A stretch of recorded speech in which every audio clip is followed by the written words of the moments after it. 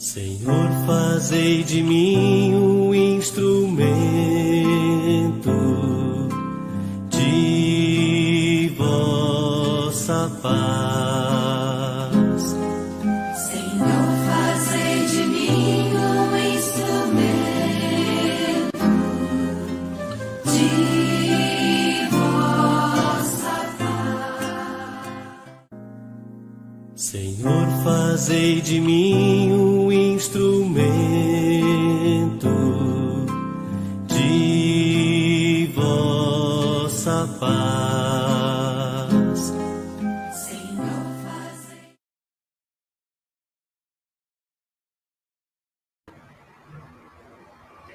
Boa tarde, irmãos e irmãs, paz e bem. Sejam bem-vindos a mais uma formação da Paróquia Santa Clara de Assis de Colatina, dando continuidade ao nosso aprendizado do nosso carisma franciscano. Hoje falaremos dos estigmas de São Francisco. Na alegria desse encontro, invoquemos a presença de Deus sobre nós. Em nome do Pai, do Filho e do Espírito Santo. Amém.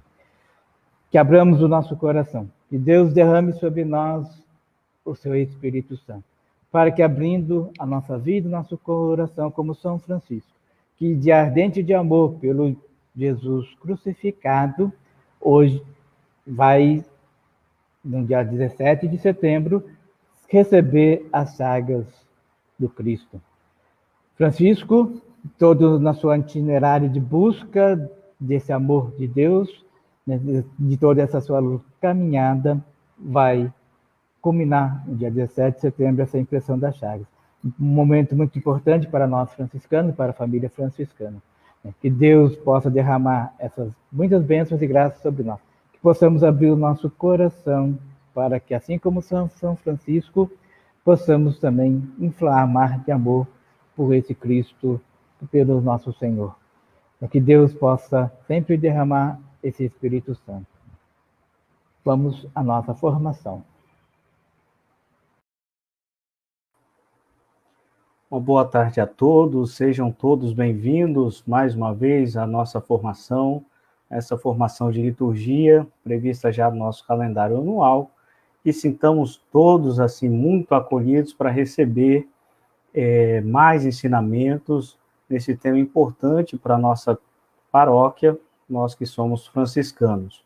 Queremos acolher, então, de modo especial, os nossos formadores dessa tarde, o Frei Almir Ribeiro Guimarães e também o Frei Vitório Mazuco, que vão participar dessa formação junto com a gente. São freis, assim como os nossos aqui, e sintam-se vocês dois acolhidos na nossa paróquia Santa Clara de Assis, aqui de Colatina, no Espírito Santo. Então, um fala primeiro, o outro fala depois, mas nós estaremos, então, conectados. E desde já, muito obrigado pelo sim de cada um de vocês, e sintam-se muito acolhidos e muito à vontade para poder partilhar com a gente todo esse conhecimento. Muito obrigado, Jefferson. Muito obrigado. Tá certo. Então, vamos lá. O primeiro formador dessa tarde é natural de Petrópolis, no Rio de Janeiro. Nasceu no dia 6 de novembro de 1938, ingressou na Ordem dos Frades Menores em 19 de dezembro de 1958. Fez profissão solene no dia 2 de fevereiro de 1963 e foi ordenado sacerdote no dia 15 de dezembro de 1964. Autor de livros como Missal Dominical e Festivo, Almanaque Popular de Santo Antônio, A Família e os Excluídos, Meditação de um Tempo Novo, e dezenas de artigos publicados que podem ser encontrados no site franciscanos.org.br, entre outros. Membro da Escola de Paz do Brasil. Com muito carinho acolhemos Frei Almir Ribeiro Guimarães, da Ordem dos Frades Menores, muito obrigado por partilhar conosco essa tarde. Seja muito bem-vindo. Muito obrigado. Muito bem, meus amigos, queridos amigos da paróquia de Santa Clara de Colatina. Eu conheço essa cidade há muito tempo. No tempo do Dom Geraldo Lírio e do Padre Maurício, eu estive algumas vezes fazendo conversas, palestras, já estive muitas vezes também no Mosteiro das Nossas Irmãs Clarissas, uma vez, num momento assim, meio de pressa, bati com a cabeça num cimento lá, eu pensei que eu ia embora, mas não aconteceu nada. Acho que os miolos ficaram meio soltos, né? Que bom! Nós estamos, portanto, diante de um público que está interessado em fazer pastoral, né? Uma formação franciscana numa paróquia. Eu tenho sempre saudade dos tempos em que eu trabalhava e vivia mais de perto em comunidades, né? Nós somos criaturas que precisamos uns dos outros e a presença de Cristo se faz na comunidade. Não apenas numa celebração para cá, celebração para lá, ativismo para cá, ativismo para lá, mas é esse conjunto de seres tomados e possuídos por Deus que faz, pelo Cristo, né? que faz a alegria. Que coisa boa podermos trabalhar na pastoral, trabalhar na evangelização, né? Nós vivemos um tempo muito grato. Eu conheci o tempo de Pio XII, conheci o tempo de Paulo VI, e eu devo dizer que eu me sinto muito bem, mas muito bem, e talvez nunca tão bem, nessa igreja do nosso argentino, Bergoglio, né? Que agora ainda resolve fazer uma encíclica com as cores franciscanas. Que coisa mais bonita, né? Então, nós vivemos um tempo de simplicidade. Então, na pastoral, nós vivemos um tempo em que o pastor gosta de estar no meio do povo, os agentes de pastoral estão todos juntos, né? Sempre me causa muita dificuldade uma pastoral de conservação, de apenas repetir o passado, né? Eu espero que a paróquia de Santa Clara, com os nossos confrades e com a força do Espírito Santo, seja, de fato, uma paróquia aberta, descobrir caminhos novos, nada de repetições tolas, nada de superficialidade, né? Que seja, de fato, uma abertura para o novo. Vejam só, meus amigos, quanta coisa antes de começar, né? Nós somos peregrinos, ambulantes, vamos vivendo a nossa vida, vamos aos trancos e barrancos, alegrias e tristezas. E um belo dia nós nos damos consciência, tomamos consciência de que há perguntas dentro de nós, há questões dentro de nós, né? E a gente precisa ir respondendo isso, com o Evangelho, com a caridade, com os outros, com muitos outros, precisamos ir respondendo a essas coisas todas. E nós, então, gostamos de nos espelhar num rapazinho chamado Francesco de Assis. Pois é, cheio de ideias, aquele rapazinho.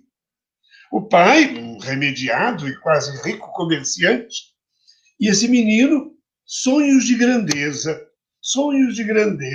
talvez bonitinho, enfeitadinho, com uma roupa de seda, os punhos cerrados e galanteador, gostando de conversar com as meninas. Vai à guerra. Vai à guerra porque ele quer ser cavaleiro, né? Quer brilhar. Uma doença, uma prisão, um momento de parada, e, de repente, então, começa dentro dele questionamentos. O que tu queres de mim? A grande pergunta dele vai ser sempre essa, que deve ser a pergunta da catequista, que deve ser a pergunta da criança, do jovem, do que está na missa. O que queres de mim? O que queres de mim? Eu não quero apenas realizar ritos e orações. Senhor, o que queres de mim? E esse Francisco, então, vai começar uma longa e belíssima trajetória. Nesse tempo da pandemia, eu tive a alegria de me envolver com os meus livros, minhas coisas, minhas palestras. E eu fui empurrado para estar com Francisco o tempo todo. Eu não sou um reles franciscano, mas eu, nesse tempo de pandemia, tenho muito orgulho de ser franciscano, mas muito orgulho, porque esse homem, como dizem os entendidos e os espertos, por exemplo, Georges Duby, ele vai dizer o que resta do cristianismo nós devemos a Francisco de Assis. Então, esse menino, fascinado pelo Cristo, enamorado pelo Cristo, não um Cristo distante, claro, o Cristo que está na imagem, o Cristo que está ali diante dele representado, né? Mas um enamoramento doido, uma coisa fantástica. Aquele Cristo vai entrando dentro dele como um amante que quer ser dele amado. Né? O sucesso de Francisco é esse, não é outra coisa. Né? É um fascínio por esse Cristo. Né? E esse Cristo pobre. Né? Não mendigo, não vamos falar aqui de pobreza e miserabilidade, né? Mas ele se encanta com esse onipotente, bom, altíssimo Deus, que se torna uma criancinha e que diz: eu preciso do teu amor, eu preciso de ti. Um Deus mendigo. Isso vai entrando nele.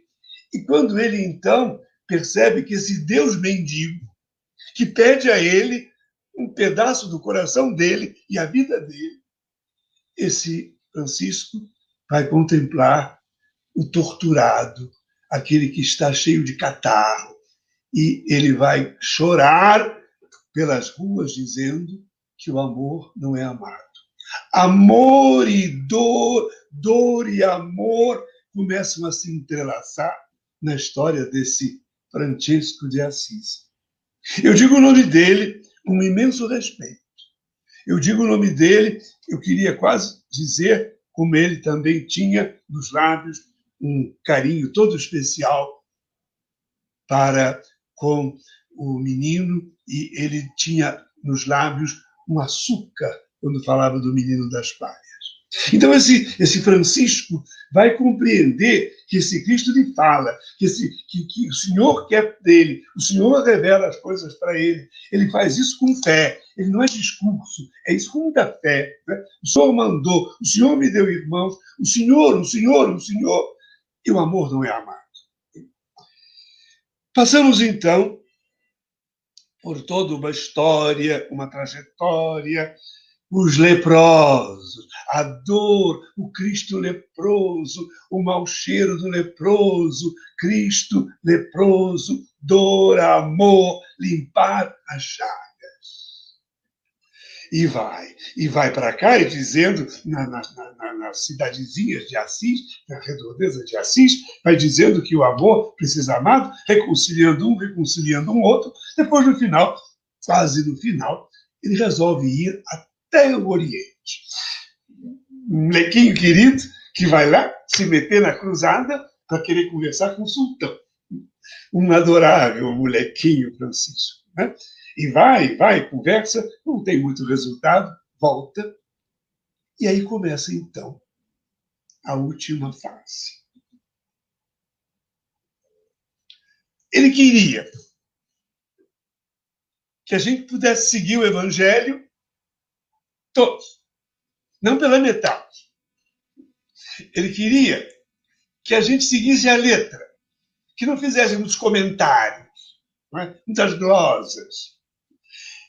Ele sonhava, o louco Francisco sonhava de viver sempre em cabanas, amando, lavando as chagas e dizendo o amor não é amado e viva o Senhor, louvado. Ele queria isso, uma espécie de loucura de amor.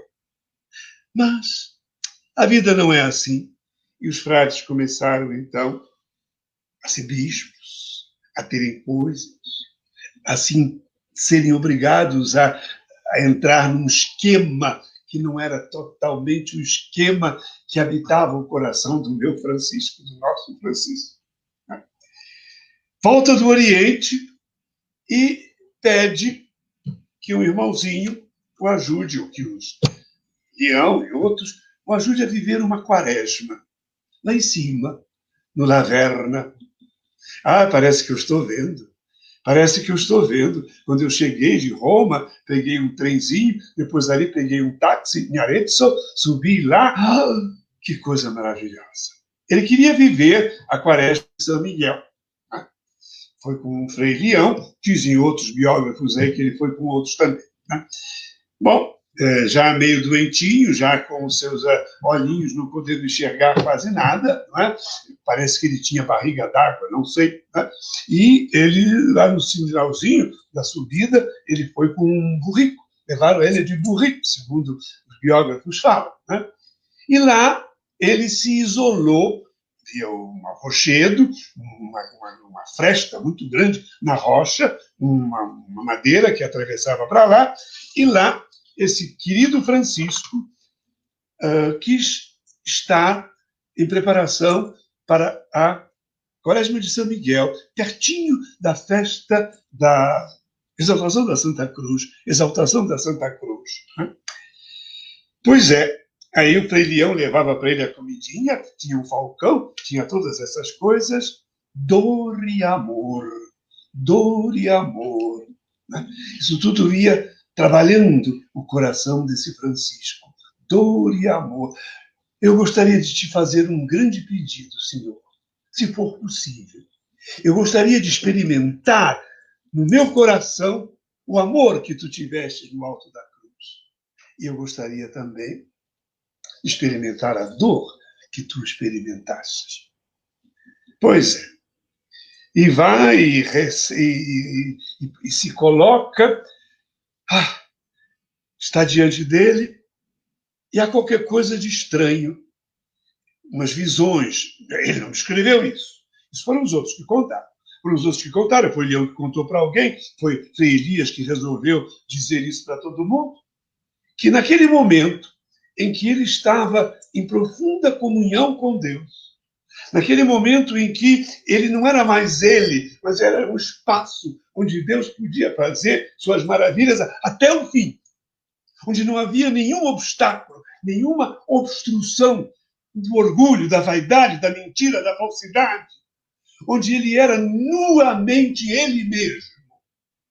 Ele experimentou a doçura do amor de Cristo e a dor.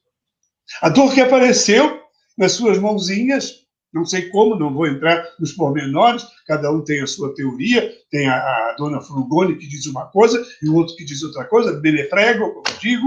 O que eu sei é que ele ali recebeu uma visita com saga, sem saga, não me interessa os pormenores que querem me tirar essa ideia. Eu sei que aquele Francisco de Assis, naquele momento, no coroamento de uma existência estupendamente bela, sem nada de píncaros, ele foi a imagem de Cristo Jesus em nossa terra. E eu diria que ele foi um segundo Cristo. Quando o mundo estava sem mais nenhuma ardência e ardor, o Senhor Deus inventou Francisco de Assis, e nós comemoramos com júbilo, essa semana, dia 17, a solene festa da impressão das chagas em São Francisco. Eu tenho aqui 1000 textos que falam dessas coisas, 1000 palavras bonitas que cercam isso tudo. Né? Na vida é assim que eu não posso, absolutamente, meus amigos, eu não posso fazer economia da cruz. Não existe cristianismo sem cruz. Não existe possibilidade de ventura interior cristã sem passar pela cruz. Mas a cruz está vinculada a uma profunda vitalidade e a um vigor muito grande. As comunidades cristãs que querem iluminar-se com São Francisco de Assis serão comunidades em que as pessoas não procurarão o sofrimento, Não procurarão privar-se disso e daquilo masoquisticamente. Mas a dor aparece. E quando a dor aparece, eu tenho que esticar os braços e pedir ao Senhor que me dê coragem de suportar. É um marido que me bate no rosto. É uma pessoa de absoluta confiança minha que me trai. É uma doença que me faz... Estou me lembrando de minha amiga Ana, minha amiga Vera, que morreu semana passada, 20 anos de câncer. Ela e o Hamilton vinham todas as semanas comungar de mãozinhas dadas. Né? Dor e amor, morte e vida. Francisco, quando ele ostenta, quando ele esconde as suas chagas, ele mostra que a sua vida foi um sucesso, porque foi cruz, foi vida, foi amor. Gosto demais dessa palavra de Paul Claudel, um grande escritor francês. Num dos seus poemas consagrados ao pobre Francisco, ele diz assim: Francisco tinha dado sua alma de tal forma que nem mesmo seu corpo ele mais conservava. Em vão pedir-lhe uma explicação.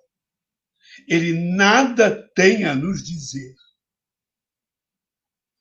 Ele é propriedade de alguém que não explica, mas plenifica. É todo inteiro doação. Como um esposo ou um recém-nascido. É bonito isso. Ele, nessa condição toda, inteira doação. Que Deus me desse essa graça. Como um esposo ou de um recém-nascido. Ele caminha na visão de todos os homens como alguém que está inebriado. Como um esposo que geme e que sorri, cambaleante e ferido de uma glória da qual ele é inexplicável consorte.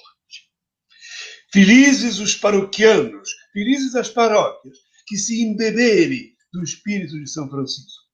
Eu falei com todo o meu entusiasmo e agora, se sobra tempo, vamos conversar sobre algumas perguntas. Obrigado.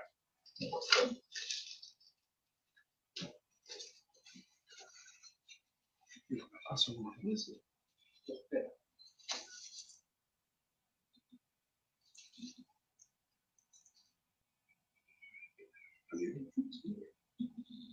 Sem papel.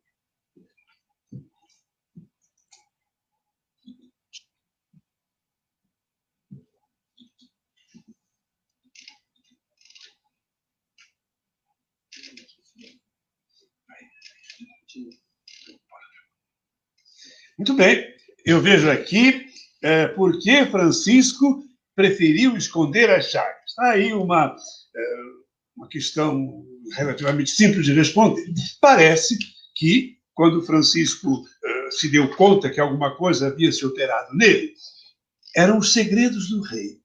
E a gente não revela os segredos do rei. Essas coisas a gente guarda para o coração. Né? E parece que alguns nunca souberam, ou não souberam. Só quando depois ele morreu é que o Frei Elias foi ver. Eu acredito que, se é verdade mesmo que ele escondeu por uma humildade e para não dar vazão a elogios e para não sei o que mais. Né? Ele guarda os segredos do rei.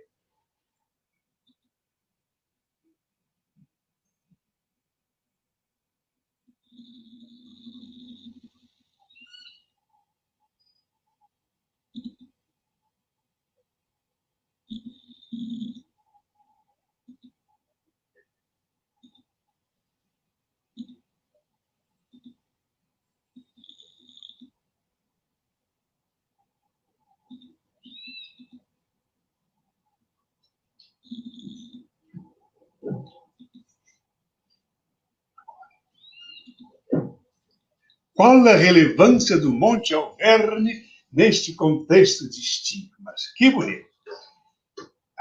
Uma das grandes alegrias realmente da gente franciscana poder ir a Laverna. Laverna, né? Era um monte que pertencia a um senhor muito carinhoso que cedeu para os franciscanos. Aliás, de uma beleza esplendorosa, aquela imensidão de árvores, de montanhas, né? Que a gente vê do alto e onde foi também lugar da estigmatização. Laverna é um pouco um símbolo do Tabor, do Monte Franciscano, né? É um símbolo das alturas, né? Quando nós falamos em Laverna, nós pensamos sempre no serafim, né? Que apareceu a Francisco, ardor, o seráfico pai, né? Um grande amor. Nós todos estamos acostumados a rezar, né? Eu penso que, desde criancinha, Mamãe do Céu, Papai do Céu, não sei o que mais, Pai Nosso, Ave Maria, a minha alma engrandece o Senhor, e vai para cá, e vai para lá, e vai para lá. O que é importante é que, aos poucos, a gente se desvencilhe um pouco de todos esses recursos técnicos, mnemotécnicos e de fala, e a gente tenha, assim, um pouco o espírito do Alverne, do monte, ficar com o Senhor. Como dizia o cura d'Ars, ou alguém que teria dito ao cura d'Ars, escuta, o que tu está fazendo aí? Tu não fala nada, não. Ele me olha e eu o olho. Né? Então, eu acho que a mensagem do Alverne é um pouco uma mensagem ligada a uma contemplação que vai além de todo um palavrório, né? É uma espécie de quietação onde Deus toma conta da gente. Como viver nos dias de hoje? That's a question. É no dia a dia. Vocês vejam, por exemplo, agora, né, com essa história da pandemia. Quanta dor, quanta dor. Né? Famílias inteiras que vão embora, e você vê ali, não pode nem despedir do seu ente querido. Né? Meu amigo Hamilton estava em casa, a Vera estava aqui no Hospital Santa Teresa, mandava um vídeo, ele via que não podia entrar lá. Né? Ele via que a Vera ia definhando e morreu depois. Dor. Né? Nós não buscamos a dor. Então, viver a dor significa, lá dentro da gente, pensar, se eu puder acabar com essa dor, eu acabo. Eu estava com dor no joelho, eu fui a uma médica, a médica está me curando. Eu não busco a dor. Né? Mas acontece que talvez um confrade, talvez uma pessoa, outra, não é? Nos jogue na cara alguma coisa de injusto. O que eu vou fazer? Se eu sou franciscano, eu não vou dizer, você é um safado, você é um sem vergonha. Né? Eu fico quieto. Eu fico quieto e aquilo vai dentro de mim. E eu não preciso nem dizer, Cristo já sabe, eu venho pegar esse pedaço de dor e ele me transfigura. Eu acredito, viu, meus amigos, e eu gosto muito na missa, isto é o meu corpo que é dado por vós. Né? Corpo, morte, dor, vida. É numa espécie de serenidade, uma espécie de calma, não é? Sobretudo quando você é ofendido, sai. Quando tem uma dor muito forte, sai para ninguém ver e guardar isso no teu coração e o Senhor transforma. Podemos olhar o acontecimento das impressões de Chagas de modo isoladamente? Não, eu penso que não. Eu procurei mostrar que esse acontecimento é o resultado de toda uma vida. Né?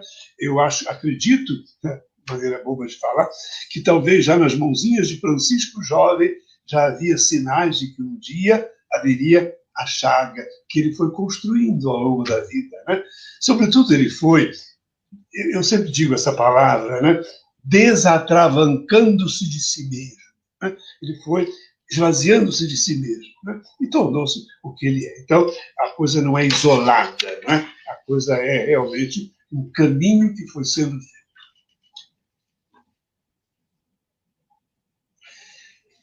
Ao longo da história... sim, isso é uma pergunta... Francisco é o homem da sua época, né? E ele gostava muito de fazer, além da quaresma normal, outras quaresmas. Né? Era um cara que gostava de jejum, de penitência, faz parte um pouco daquela mentalidade toda dos penitentes, né? Daqueles que queriam, através de mortificações, mostrar uma mudança do coração. E ele inventava essas quaresmas. Tinha uma lá de dentro, tinha outra na quaresma, tinha outra esta. Né?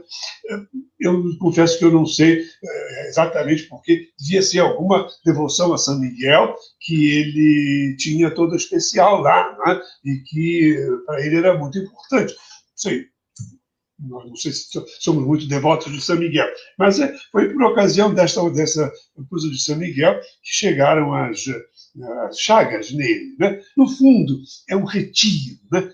Para mim, Francisco queria muitas... Estou ainda aqui escrevendo um artigo para a revista Paz e Bem, em que ele mostra claramente, o autor ali, mostra realmente esse homem doido pelo eremitério, né? Esse homem doido pelo retiro.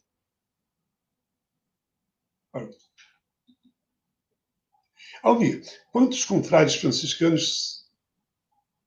tu sabes que eu não sei. Quantos confrades franciscanos sofreram até a morte por conta do Covid-19? Eu e o Frei que está do meu lado aqui, eu e o Frei Augusto, estamos a pensar e dizer que na província ninguém morreu. Houve pessoas que, de fato, estiveram hospitalizadas seriamente, né? Mas não houve nenhum óbito. A relação de Francisco hoje parece tão atual. Pois é. A relação de Francisco com a criação hoje parece tão atual como relacionar as chagas, as dores atuais da criação. Pois é. Estão havendo queimadas, não sei onde mais, estão havendo destruições, até a criação toda está sendo parturida, né? Está sendo criada nessa morte também. Né? A própria natureza é vida, é morte, é semente, é morte, depois folha que morre. Né? E eu acredito que a pergunta, se eu entendi bem, é que a criação participa também dessa morte cósmica, né? E que aparece tanto nessa encíclica do Papa sobre Laudato Si.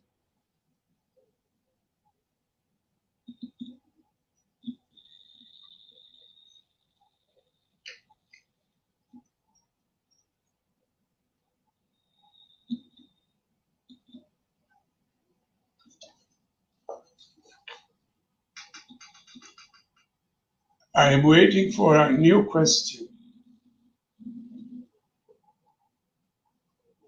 J'attends une autre question. Opa! Como cristão... que pergunta bonita. Como cristão, que caminhos poderíamos percorrer para alcançar esse nível de intimidade com Jesus? Bom, primeira coisa, nós temos que ser discípulos de Cristo. Né? Nós precisamos ler com o coração inúmeras vezes as bem-aventuranças. Eu tenho que ir me identificando com as bem-aventuranças. Eu preciso fazer, de vez em quando, uma experiência de deserto. De realmente buscar na secura as respostas que Deus quer me dar. Eu penso fundamental, e isso faltou na minha vida, que nós, desde rapazinhos e moças, a gente se aproxime da miséria, do leproso, do abandonado, sem interesse, sem querer fazer pastoral logo de arrebanhar para cá. Estar com. Eu penso que é importante hoje a proximidade para com as pessoas. Não ficar num trono, não ficar numa espécie de pedestal, mas realmente ser completamente próximo das pessoas. E eu diria que eu preciso sempre me abrir a Deus. Não sou eu que trabalho. Na pandemia, eu estava pensando quanta bobagem a gente faz, pensando que está resolvendo o problema do mundo. Quanta ingratidão também da parte das pessoas, quando o que conta é talvez até o fracasso. Né? Então, Difícil responder a isso. Isso aí teria que fazer um livro.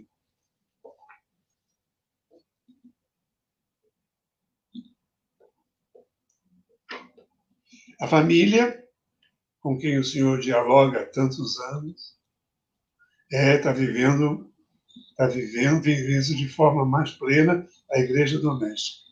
Muito bem, não tem dúvida nenhuma, não é? Eu vivia muitas vezes dizendo que o futuro como o Papa falava, o Papa João Paulo II, né? O futuro da humanidade passa pela família. Né? Pois é. Então, nós precisamos realmente aproveitar esse tempo da pandemia para que a nossa família seja um lugar de crescimento. Né? Outra vez, vocês me colocam diante de questões que me pediriam ir muito longe, muito longe. Não é assim que basta. Olha, vamos rezar, está na hora, do Pai, do Filho, do Espírito. Não adianta. Isso tudo não adianta. Né? Eu preciso criar em casa um clima de serenidade. Né? Um clima em que a gente, em certos momentos, grita, berra, come pipoca e não sei o que mais, mas, ao mesmo tempo, um clima onde a gente se sinta olhado com carinho, olhado com respeito. Quando eu não olho para o meu filho com respeito, quando eu falto a isso e aquilo, mulher, marido, como é que eu vou fazer de igreja doméstica? Né? A igreja doméstica começa, portanto, com um carinho muito mútuo. Eu penso que a igreja doméstica ela se fortifica se fortalece na medida em que a gente, de vez em quando, sem muito ritual, vamos sentar num canto, abrir um livrinho. Olha o que diz aqui o senhor. Desliga o teu celular. Vem para cá, Gabriela. Senta aqui. Vamos escutar. O que tu achou disso? Eu penso que a igreja doméstica se irradia quando, a partir dela, ela vai procurar os mais abandonados. Eu, se fosse pai e mãe, eu hoje daria umas tarefas para meus filhos de cuidar do que é mais degradado, talvez um vovô, talvez não sei o quê. Né? Eu acho que essa igreja doméstica é uma igreja onde a gente reza, né? Onde há um coração só e onde a gente busca os outros. Né? Não tem dúvida. Você fazer pastoral da catequese, né? Com famílias que não têm nada de igreja doméstica, é uma tristeza. É uma tristeza. Eu me lembro de um lugar aí, nem sei, acho que não foi no Espírito Santo, não. Não, foi em São Paulo. Né? Eu estava pregando e tinha uma catequista lá do lado, dando aula, fazendo catequese, e eu olhei pela greta, meninos em cima da mesa batendo palma e a catequista falando, porque em casa não tem nada. Entende? Então, eu acho que vocês têm razão, e esse tempo da pandemia é um tempo que talvez irrite um pouco também. Ficar na mesma casa, pequenininha, criança chorando, marido falando, mulher se irritando.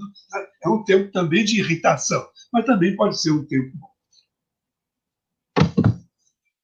No tempo de São Francisco, a realidade social e religiosa é parecida com a nossa. Francisco achou um caminho, dando uma resposta ao seu tempo. Hoje, nós queremos imitar o passado, manter a mesmice. Falta aos cristãos a coragem, a ousadia e a simplicidade e humildade que Francisco teve. Eu acho que é isso. Nós precisamos, eu e os meus confrades, precisamos pensar numa vida franciscana mais simples, menos rubricada, menos de rubricas, uma coisa mais em que a gente se quer bem e se quer bem até o fim, de verdade. Nós temos que inventar modos novos de oração. Às vezes eu fico pensando, com todo respeito, eu rezo, salmo está aqui, ali. Eu acabo de rezar aquele salmo, ele me diz um pouco, mas não me diz muito. Né? De repente eu encontrei um livro amarelado francês em que o autor resolveu, Feder, ele resolveu colocar, tem um rapaz aqui mexendo, je lève les yeux vers la montagne, je cherche d'où me viendra le secours. Le secours, um salmo escrito de uma forma diferente. Nós temos que descobrir uma nova maneira. Temos que descobrir uma nova maneira de fazer reuniões da ordem franciscana secular, não com burocracia. Precisamos, a liturgia tem que ser bonitinha, a liturgia tem que ser bonita, em nome do Pai, do Filho, do Espírito Santo, mas ela tem que dizer, irmãos queridos, há uma comunicação que tem que ser feita. Né? Os frades de Colatina, eles têm que ajudar vocês a fazer o novo, respeitando aquilo que a igreja manda fazer.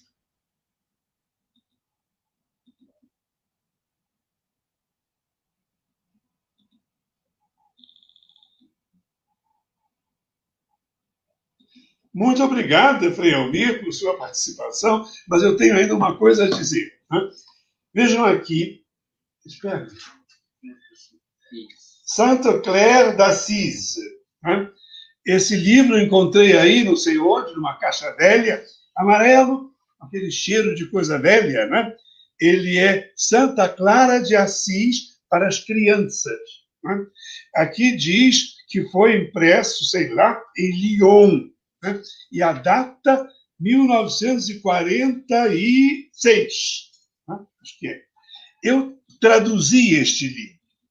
Eu não sei se tem direito autoral, se não tem direito autoral, mas eu vou adaptar este livro, eu não vou traduzi-lo totalmente. Quem sabe um dia a Paróquia de Santa Clara pode talvez até publicá-lo. Eu vou colocá-lo provavelmente no site da província, né? Quando estiver pronto. E eu fiquei muito contente, e como também eu estou adaptando, as gavetas estão cheias. Onde é que está aquele livro grosso de Santa Clara? Você, meu secretário, veja se não encontra ali um livro grosso de Santa Clara. As Fontes Clarianas, né? Bom, ele não vai encontrar, porque é meio confuso. É um livro grosso, deve estar aqui embaixo. Ah, que bom! Ele não é tão bobo, não. Veja só, Claire d'Assise écrit les documents. Né? Document. Meu Deus do céu! 1018 páginas. Eu tive a alegria de ler as introduções a todos os textos de Santa Clara. Muito bem, meus amigos, muito obrigado pela atenção e, se Deus quiser, nós estaremos em outro encontro, se o Frei Augusto concordar e a Ana disser sim. Então, muito bem, agradecemos, Frei Almir, por essa formação de hoje, né?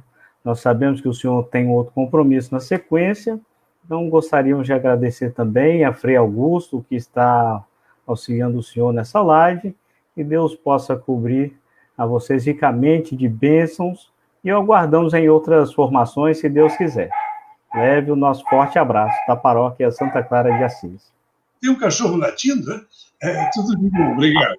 Ao fundo tem. Tchau. Um abraço. E na sequência apresentamos então o nosso próximo formador dessa tarde. Ele é natural de Campo Limpo Paulista, São Paulo.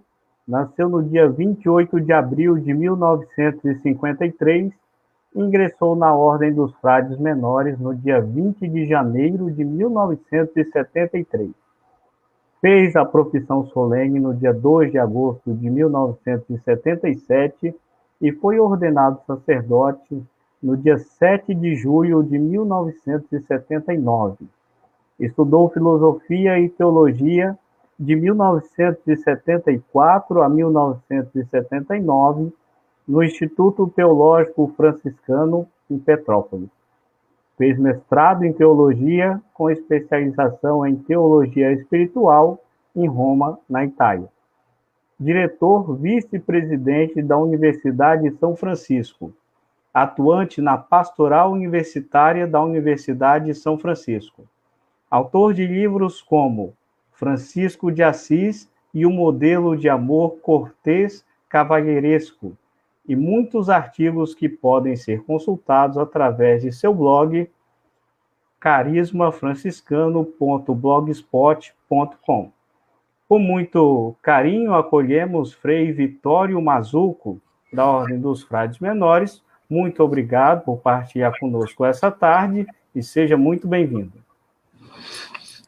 Boa tarde, paz e bem a todos os paroquianos da Paróquia Santa Clara.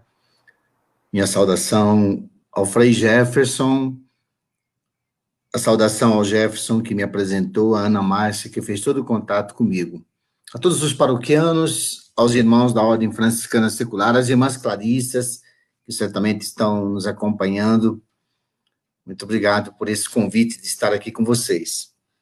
Eu gostaria de falar para vocês algo que vem também do meu trabalho, da minha busca, da minha pesquisa desses anos todos, que é a partir da mística e da espiritualidade franciscana, com a linguagem que vem da Escola Franciscana de Espiritualidade, nesta tarde de formação. E o nosso tema, vamos apresentar agora um slide que tem o título. Eu queria até lembrar o que o Frei Almir falou, né, que o mundo estava realmente numa ardência e ardor, e nesse momento Deus inventou São Francisco. Então o nosso tema é esse, Francisco de Assis, o amor que deixa marcas e a fala de um corpo ardente. Então eu queria dar umas fundamentações, eu vou falar, e mais para o final, então eu abro para algumas questões. Então a minha linguagem vai ser não tanto da história, mas a partir da mística e da espiritualidade, até para aprofundarmos bem esse tema, né? Então Deus, ele nos criou e imprimiu em nossa natureza, imprimiu algo fortíssimo. Há uma imagem em nossa alma. Deus imprimiu em nós uma natureza humana, uma natureza divina. Com a encarnação de seu filho, e a encarnação é muito importante na nossa mística e na espiritualidade, a natureza humana ela torna-se definitivamente participante da natureza divina. Então, nós somos uma fusão de naturezas. Esse é o maior encontro de todos os tempos. O cristianismo acredita nisso, e Francisco de Assis é encantado e apaixonado por isso. E algo mudou definitivamente na identidade humana e na identidade divina. Deus vem até nós e se faz profundamente humano. E nós, a partir do momento que acolhemos esse Deus profundamente humano, nos divinizamos. Isso invadiu a interioridade humana e todo o universo. Então, no próximo slide, eu queria lembrar isso, né? Então, vamos ver esse próximo slide, que vai dizer para nós que, realmente, o amor de Deus, né,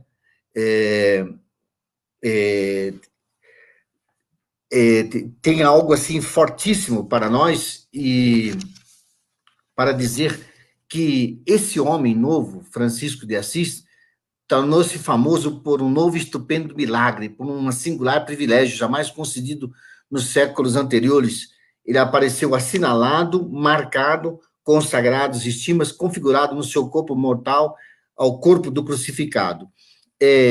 Não é bem essa ordem do slide, mas eu queria dizer que acho que os estigmas têm muito a ver com isso, que o amor de Deus não tem limites e nos convida a buscar a felicidade, sabe, esse caminho para a felicidade, sermos portadores de desafios, né? Como foi dito pelo Frei Almir, alegria e dor estão conosco nas setas indicativas da nossa vida, né? O que nos impacta e nos leva a mudanças. Podia tirar, por favor, o slide, que daí eu vou falando, isso, obrigado.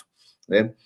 Então, no caminho franciscano, esse encontro entre identidades humanas e divinas vai manifestando através de um caminho de conversão, né? Mudar de mentalidade, mudar de lugar, mudar de rumo, mudar o modo de pensar, mudar o modo de ser, o modo de querer, o modo de sentir, o modo de amar. Né? Então, o próprio Jesus, ao vestir-se da carne humana, ele veste-se do máximo despojamento da veste da simplicidade, da minoridade, da humildade. Então, o Senhor quer estar em nós, ele quer servir, ele quer amar, ele quer sofrer, ele quer morrer por amor. Né? Então, diante de um amor assim, nós temos que ter muita gratidão. Jesus assume com humildade o nosso jeito para nos tornarmos extremamente simples no nosso modo de viver. Esse é o nosso jeito franciscano. E Francisco compreende e assume esta postura. Né? Eu vou fazer assim, Ana, vamos deixar esse slide aqui, inclusive você pode até tirar o slide, deixa só a meu rosto, e depois no final eu passo rapidamente os slides comentando, porque eles são uma síntese do que eu vou falar, né? Porque, então fica melhor. Obrigado, viu? Então, para Francisco de Assis, a paixão de Jesus é a máxima expressão de amor. porque é a máxima doação.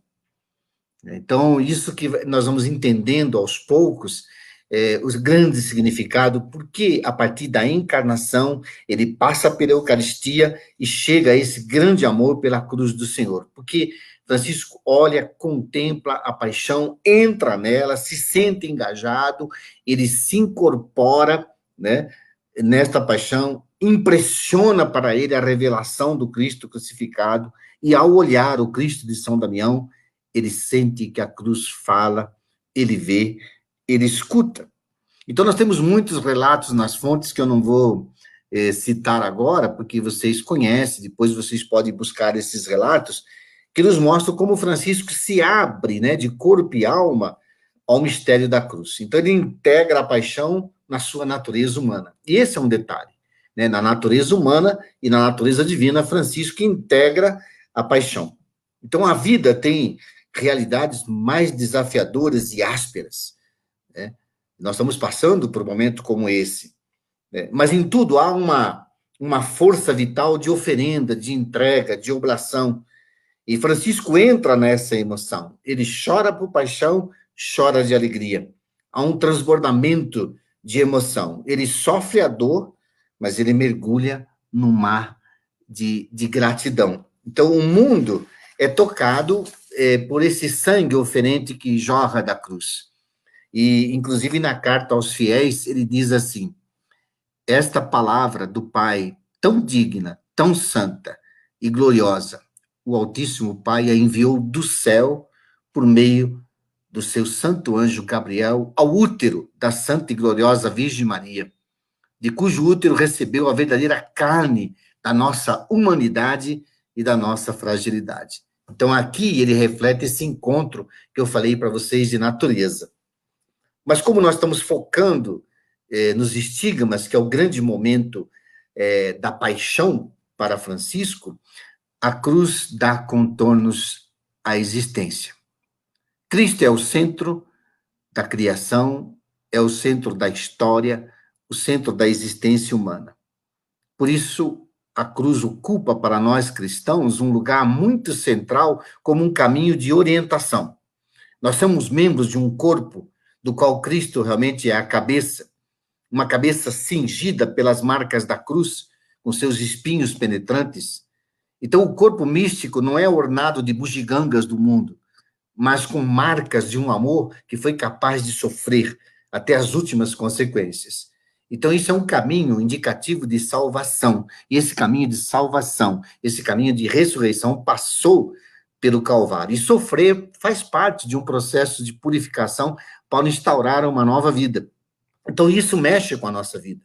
Então, é uma convocação própria de Jesus.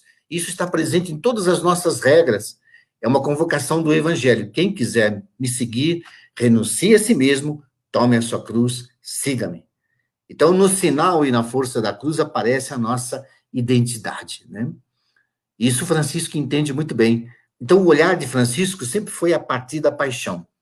Ele ama Jesus, mas ele ama Jesus crucificado. Ele se encanta com o amor desinteressado, pelo amor que se esqueceu do próprio eu. Então, em tudo, ele queria ser conforme o Cristo crucificado. O desejo vai tomando forma no seu corpo. Então, para ele, o Cristo suspenso na cruz é a expressão da máxima entrega, da máxima pobreza. Então, isso lhe dá uma nova visão de vida. Então, ele traz a cruz em seu coração, em sua vida, e espontaneamente ele se torna uma outra pessoa a partir de trazer essa marca em si mesmo. As coisas, as pessoas, os acontecimentos começam a aparecer de um modo muito diferente.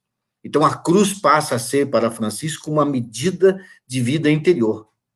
Morte para as coisas do mundo, nascimento para uma nova valorização do mundo. Então, a cruz não tira Francisco do mundo, integra Francisco no mundo. Então, ele está unindo integralmente a paixão do mestre.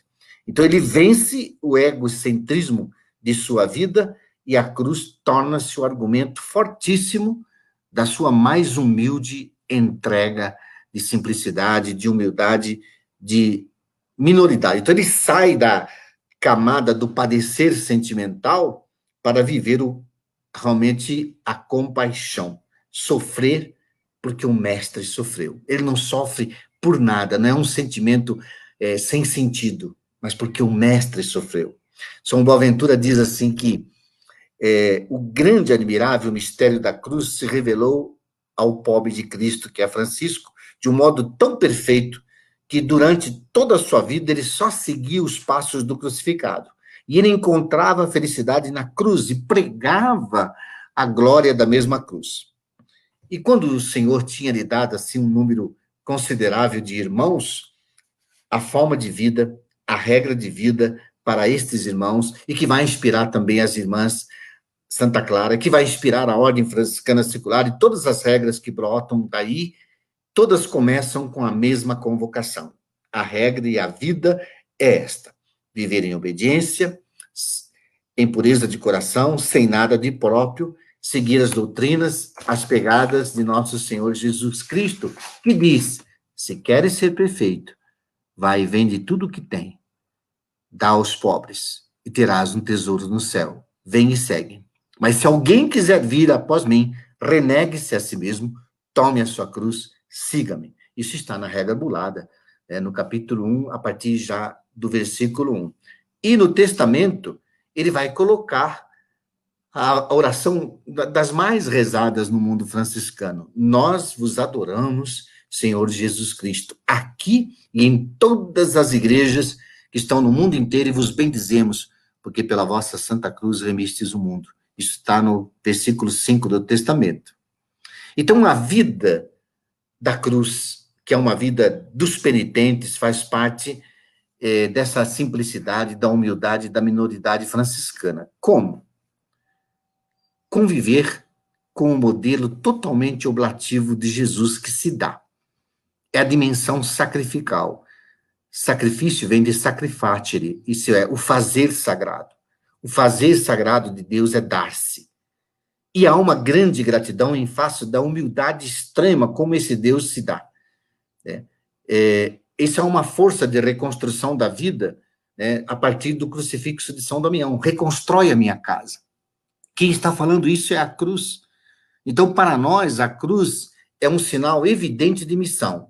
Mudar-se para mudar o mundo. Então, ela é como que a trilha que nossos pés percorrem, dentro desse cristianismo que nós temos que viver, temos que reencantar. Nosso cristianismo nos coloca no peito uma cruz, não é um amuleto. Não pode ser apenas um brilhante amuleto prateado, dourado ou de madeira, mas é uma exigente realidade de seguimento.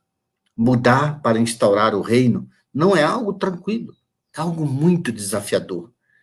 Há muitos nãos quando se apresenta um projeto de reino de Deus. Inclusive, hoje o mundo nos crucifica. Pecado, por exemplo, é um não de rebeldia ao sim que brota de todos os desafios. Deus não abre mão de seu amor, apesar de receber muitos nãos. E nós recebemos muitos nãos a partir do momento que nós vamos estar nesse segmento.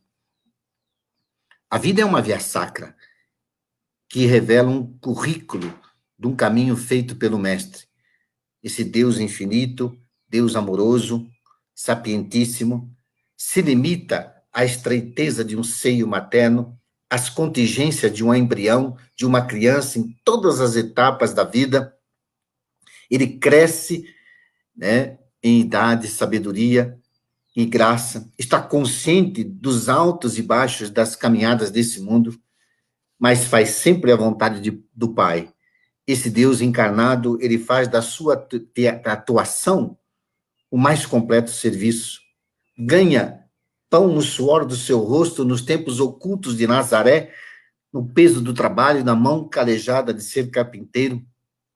Vai confundir, aos 12 anos, teólogos no templo, 30 anos de anonimato cuidando de uma mãe viúva num lar pacato. Desconhece a violência dos revolucionários, mas exige mudança. Enfrenta a egolatria de fariseus, de publicanos que o persegue o tempo todo.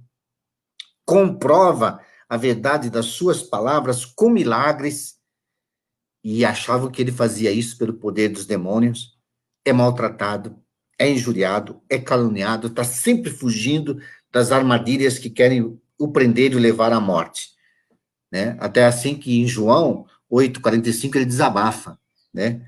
Se digo a verdade, por que não acreditais? Então, cada vez mais, Jesus sentiu o aperto do círculo da perseguição. Encontra dormindo aqueles que tinham que vigiar com ele. Passa por tribunal que o condena. Quem o entrega é um dos 12 que caminhavam com ele, não se defende. Os maus o acusam e os bons se trancam com medo. Mas muitas vezes ele se cala para não bater de frente com a ofensa. Ele é realmente a encarnação real do servo de Javé, mas experimentou na vida a cruz. Um Deus feito humano chega ao auge do sofrimento, experimentando o abandono total. Meu Deus, por que me abandonaste? Então, da flor da idade até os 33 anos, e do meio de uma benfazeja missão de 3 anos pelo chão da Palestina, de pregação, de presença, de milagres, ele é arrancado e submetido às mais cruéis torturas na flagelação e na coroação de espinhos. Tudo isso encanta Francisco, sabe? Esse Deus feito humano, o ser mais livre, foi preso numa cruz. Não pode movimentar seus membros, nem mexer a cabeça. Os soldados trancam o caminho dos que querem se aproximar. Mas mesmo assim, nesse momento, ele sente vivamente a mão segura do Pai e entrega a ele o seu espírito. Então, a partir de então, o seu reino não é mais desse mundo. Ele não quer nunca, e nunca quis concorrer com nenhuma luta pelo poder. Ele não veio para ser servido. Ele veio para servir. Então, ele deu literalmente cada momento de sua vida para todos. Para todos. Humanamente, o que podia ser um fracasso tornou-se uma força universal de amor. Por isso, a cruz para nós não é sinal de fim, nem de morte, mas é fonte de vida, de ressurreição.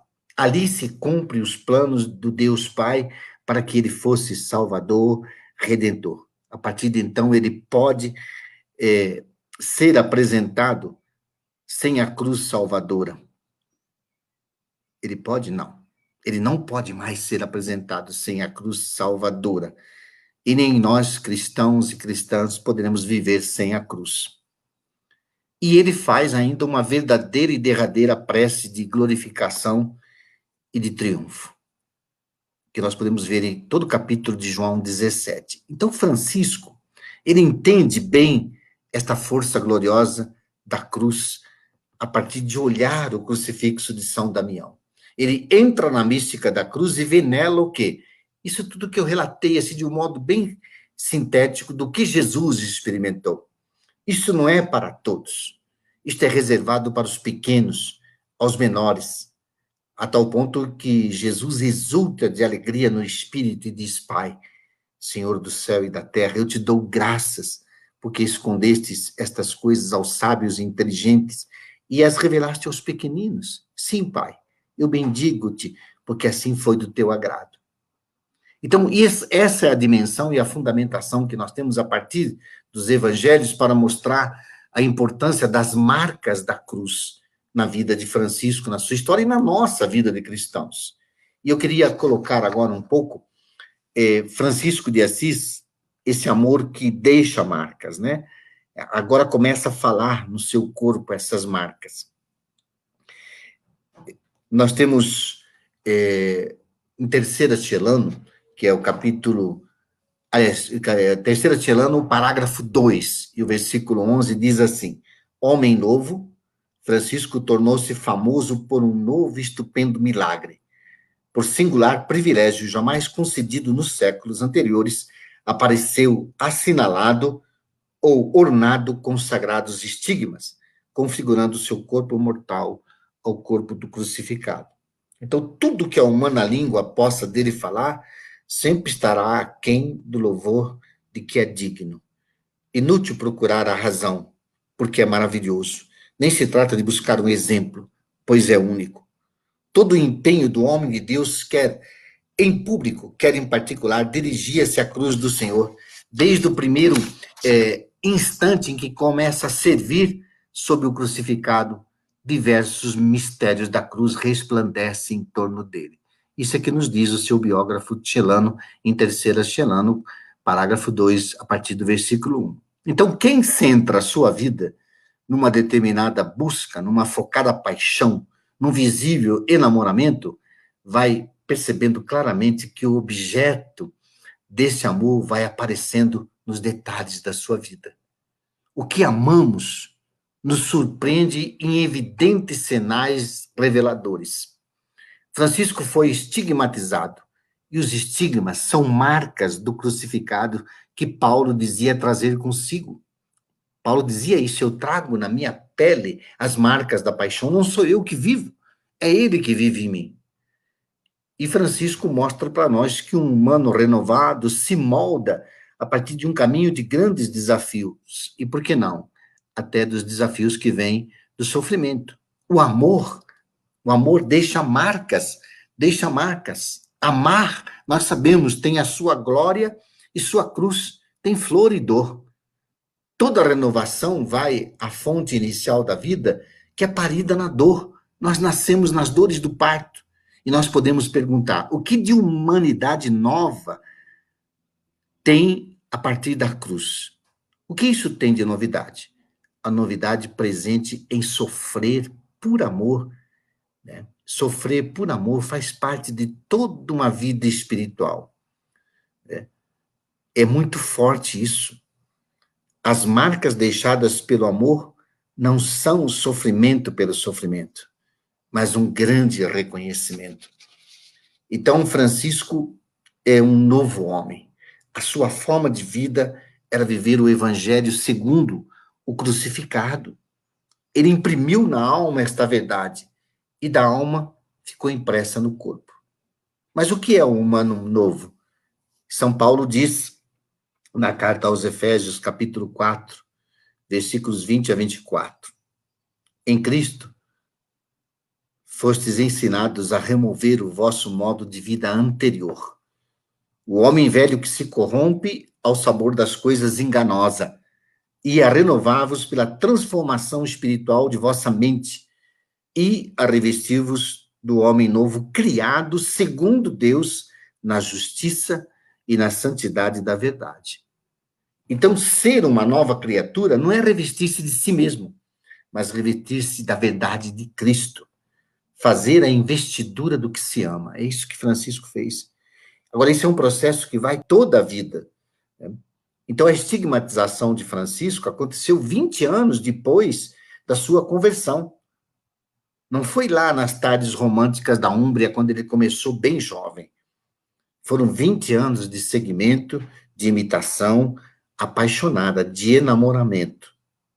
E aí vamos voltar a São Paulo, né, na carta aos Colossenses, capítulo 3, versículos 10 a 11, quando ele diz: vós vos revestistes do homem velho com suas práticas, mas vós vos investistes do homem novo, que se renova para o conhecimento segundo a imagem do seu Criador. Aí já não há mais grego ou judeu, circunciso ou incircunciso, bárbaro, escravo ou livre, mas sim Cristo, que é tudo em todos, né?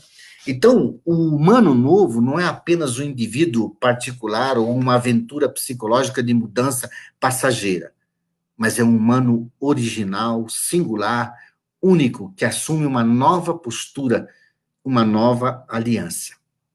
É isso que nós temos que aprender com os estigmas de Francisco. A estigmatização é a renovação vinda de um caminho percorrido, sabe? Não é algo imaginário, é real. Quando se percebe em nós uma extraordinária transformação. E quando a gente muda, marcas ficam em nós. Então, renovar-se é a força do humano que não se sente mais escravo de nada. Ele é livre diante da natureza, da lei, sabe, do selvagem ao civilizado. Mas ele acrescenta algo novo na identidade humana. Esse é o que Francisco nos ensina. Ele apresentou-se ao mundo com as marcas da fraternidade que vinha de uma vivência a partir de Jesus. Ele marcou a vida de um modo original. Do cântico das criaturas, ele integrou tudo: a terra, os astros, o masculino, o feminino, o selvagem, né, e o civilizado. O seu corpo é o corpo da existência fraterna. Por isso ele pode integrar o natural e o espiritual, o bárbaro e o comportado, o homem e a mulher. Paulo, em 2 Coríntios, diz assim no capítulo 5, versículo 17: se alguém está em Cristo, é nova criatura. Passaram-se as coisas antigas, e eis que se faz uma realidade nova. Né? Francisco, Flaumir lembrava, né? Ele é mercador, filho de mercador, desprezado pela nobreza de então, porque achava que ele estava enlouquecendo. Ele assume o código de cavaleiro não pela função em si, pois ele jamais fez uma iniciação cavaleiresca, mas pelos valores que a sua vida exigia. Então ele vence o desprezo e a incompreensão das pessoas de seu tempo. Ele venceu até um estigma social, porque ele foi considerado louco e mendigo, mostrando que agora ele tem uma nova função, mesmo com todo o sofrimento que isto implica. Ele não se identifica mais com as funções que o pai e a sociedade queriam para ele. Ele se identifica com a nova função de levar ao mundo esse jeito sempre novo da boa nova do evangelho, nascida no presépio, passando pela Eucaristia, complementada na cruz. Sabe, esse caminho total de mudança. Então, para Francisco, o evangelho e o reino são anunciados e vividos como uma grande novidade.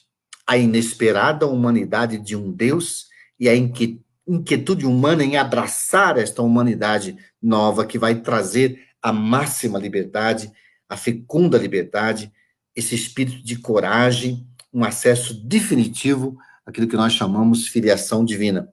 E no Testamento ele diz: foi assim que o Senhor concedeu a mim. Ele sabe que ele não foi um profissional da religião, mas foi um enamorado guardião de uma grande inspiração. Então, os estigmas de Francisco são sinais do quê? Concretos e não imaginação. O Cristo que o inspirou não foi estigmatizado, foi crucificado. Sabe, isso é real. O texto do Evangelho conta com detalhes, né? Textos do Evangelho contam com muito mais detalhes a paixão de Jesus do que o seu nascimento. Né? A intensidade de uma vida como a de Jesus, como a de Francisco, deixam marcas e consequências. Então, nós não devemos nos prender à confusão entre narrativa e iconografia. Tem gente que fica preso só ao texto e aos ícones. E tem gente que está até preocupada em provar se São Paulo caiu ou não do cavalo em Damasco.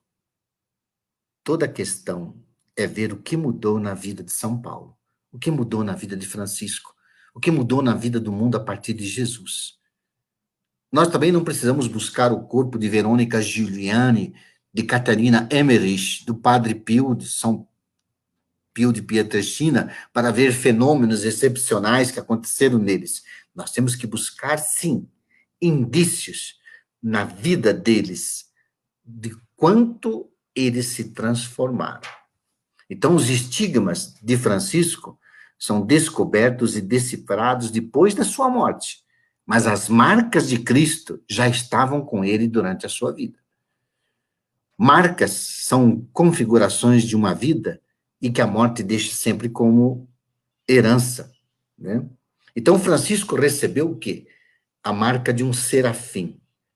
Serafim, do hebraico saraf, é aquele que queima, sabe? É uma revelação, é a chama que se acende quando o anjo e o homem se encontram, quando o anjo e o humano se encontram, sabe? Há momentos que o anjo nos toca, tocou o casal de Emaús, que diz assim, não ardia o coração enquanto ele falava conosco, sabe? A chama que queima a brasa do profeta, os seus lábios, né? Elas queimam os lábios do profeta com a brasa, sabe? Há certos momentos que nós somos feridos de amor e de dor, e o humano ferido de amor e dor, ter um encontro heróico, sabe, de entrega e de oferenda. Vida evangélica, vida mística, vida fraterna, deixam marcas do interior para o exterior e do exterior para o interior.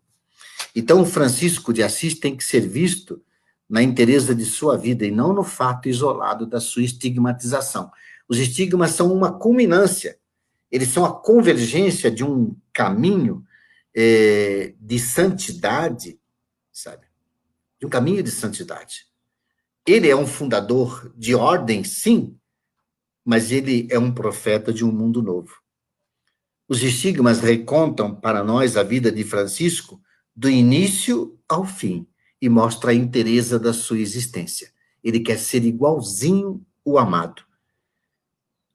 Francisco é alguém que libertou o mundo de uma depressão coletiva, sabe?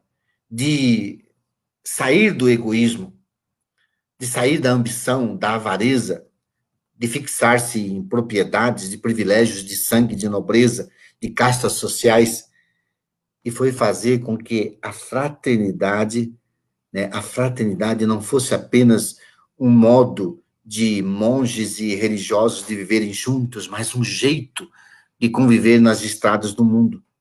Então, Francisco fez o quê? Cristo voltar a andar nos caminhos mais costumeiros da vida. Então, Cristo que um dia andou pelas estradas palestinas, amou tanto, que foi crucificado. Então, sofrimento e perfeita alegria andam juntas. Transformação e laços consanguíneos com o amado não se separam. Então, o corpo de Francisco foi marcado pela centralidade da sua busca, ser igual a ele. Os jovens gostam dessa expressão, né, que eu sempre digo, ele tatuou em sua carne a palavra encarnada e inovadora. Ele tatuou em sua carne a identidade do amado. E quem um dia deixou-se marcar pela cruz, que é Jesus, trouxe para nós o quê? Amor e salvação. Amor não tem sofrimento inútil. O amor é uma fusão de vontades amantes.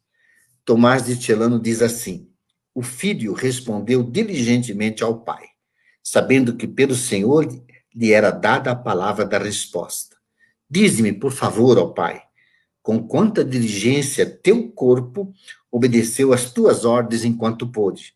E ele disse: filho, dou meu testemunho de que ele foi obediente em tudo e que em nada poupou a si mesmo, mas quase se precipitava a toda a ordem, não fugiu de trabalho algum, não escapou de incômodo algum, bastava-lhe apenas cumprir a vontade do Pai. Isso está em Celano, 2 Celano 211. Então, o corpo de Francisco, eu estou já terminando, depois eu abro para as questões, né? O corpo de Francisco não é mais dele, é do amor. Quando a gente entrega o nosso corpo ao amor, o nosso corpo é marcado. Sabe? O corpo dele não é apenas mais um fragmento nesse macrocosmo que é o universo. Não é uma simples modalidade de viver nesta terra. Não é mais um sangue anônimo. Com os estigmas, Francisco mostra que agora existe um corpo transfigurado pela vontade do amor. É um corpo livre do mundo, mas estando no mundo de um modo mais qualificado. Está livre dos julgos, até da eclesiologia, mas leva para dentro da eclesiologia o evangelho. Ele está livre das doenças, dos demônios e de tudo que o ameaça. Agora não é mais um corpo em forma de carne humana. Ele é a totalidade da vida. Agora ele é corpo de Cristo. Então é um corpo ritual e sagrado. Ele agora pode mostrar a dramatização de uma encarnação, sabe? Ele pode agora chegar do presépio ao alverne, de Grécio ao alverne, porque esse corpo mostra que o amor moldou em si, né? Moldou em si o quê? Se em Grécio ele encenou o presépio, no alverne ele sangrou a identificação com uma palavra encarnada. É agora. É agora o seu Natal definitivo. Não é mais um Natal feito para crianças, mas é um Natal para adultos. Quer amar? Então toque o verbo, toque a palavra na sua manifestação mais natural e mais amorosa. Quer amar? Não é apenas ouvir, não é apenas ouvir a palavra, mas ter a palavra no sangue. Ter a palavra no sangue. A palavra no presépio se fez carne. Francisco tem um amor muito grande ao presépio. Tem um amor muito grande na Eucaristia, onde a palavra se faz comida. Mas agora a palavra nos estigmas mostra o corpo expressivo. Agora o corpo tem uma importância eterna, porque essa palavra tem marcas de amor. Então, Francisco estigmatizado é o corpo traspassado de um desejo profundo, sabe? Esse corpo quis ser portador da vontade do Senhor, assim como Maria. Faça-se em mim segundo a tua vontade. E Deus marcou o ventre de Maria com o nascimento do Verbo. Maria deu-nos o menino, o Emanuel, o Deus conosco. Francisco nos deu o Cristo pobre, humilde, crucificado. Ele nos dá Grétio e Alvene. E Grétio e Alvene se encontram nessa verdade. Esse corpo arde, fala, esse corpo dói, sangra, mas esse corpo concretizou encontros e rupturas. Deu todos os bens para abraçar a pobreza. Deu todo o afeto para abraçar o leproso. Deu toda a sua pureza de coração para abraçar a fraternidade. Deu todos os seus ouvidos ao crucificado de São Damião para reconstruir a casa do mundo. Deu um novo início ao evangelho, transformando esse evangelho não mais em texto, mas em forma de vida. Então, no corpo estigmatizado de Francisco, está a impressão de sua vida inteira, estigmatizada pela pobreza, pela obediência, pela pureza de coração. Então, no corpo de Francisco, nós temos as marcas até de uma marginalidade assumida, porque ele foi rejeitado pelos nobres da época, pelos cidadãos de Assis. Então, no corpo de São Francisco, há um amor devorante de Deus e por Deus, sabe? Um amor capaz de assumir a fraternidade daqueles que já estavam fora da sociedade. Esse corpo que começou abraçando um leproso é abraçado pelo crucificado, sabe?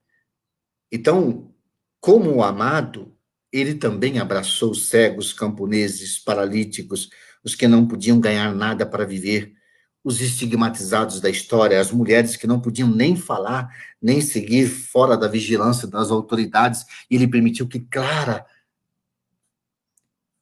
com a sua força, criasse uma segunda ordem, e que os leigos, que não tinham um papel fundamental, formassem também uma ordem secular. Então ele assumiu os estigmas sociais do seu tempo, assumiu os estigmas sociais do seu tempo. Francisco não foi um bode expiatório de uma época, mas um reformador fraterno de um modo muito mais leve de viver o evangelho. Então, no corpo estigmatizado de Francisco, a responsabilidade de conduzir uma fraternidade que nele acreditou, mesmo não tendo onde reclinar a cabeça. Eram gente simples, peregrinos, viandantes, sabe, que vivia como que viveu a igreja primitiva, essa beleza de estar no mundo como um claustro. Neste mundo encontrava-se o quê? A criação.